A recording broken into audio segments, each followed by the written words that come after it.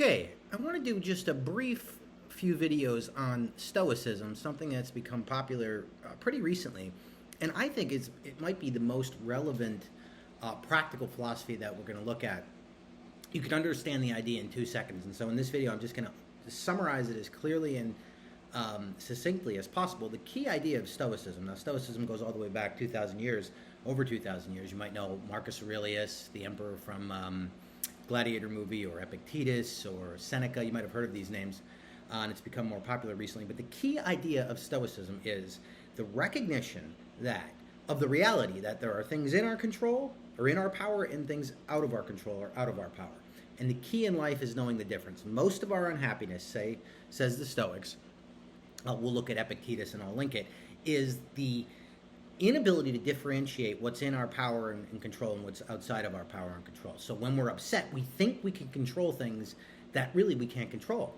And oftentimes, I remember even saying this to people before who were upset over things they couldn't control. And I said, why are you upset? You can't control that. And they go, I don't know, but I want to control what I can't control. And the Stoic principle is that this is fundamentally irrational. So the key idea of Stoicism is that there are things in our control, out of our control. We're unhappy when we confuse the two, and we're happy when we recognize what we can control and what we can't. Now, what is in our control and what isn't? So what the Stoics say is what's in our control is our opinions, our actions, our choices, our interpretations of things, our judgments of things.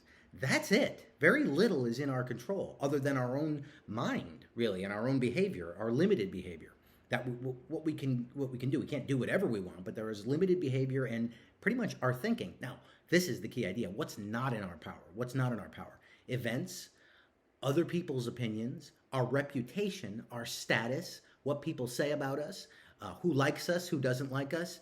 Our body isn't really in our control. Our death, our circumstances, all these things are outside of our control. So the Stoics say, recognize what's in your control, and therefore, this sounds a little like Buddhism, as we'll see.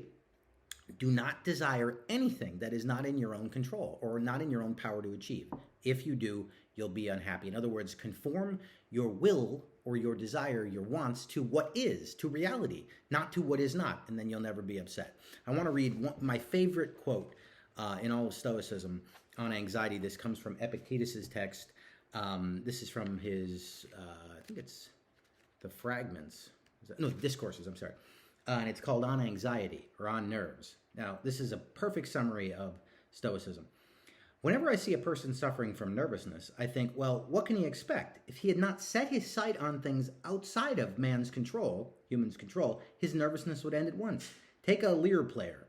He's relaxed when he performs alone, but put him in front of an audience, and it's a different story, no matter how beautiful his voice or how well he plays the instrument. Why? Because he not only wants to perform well, he wants to be well received, and the latter lies outside of his control.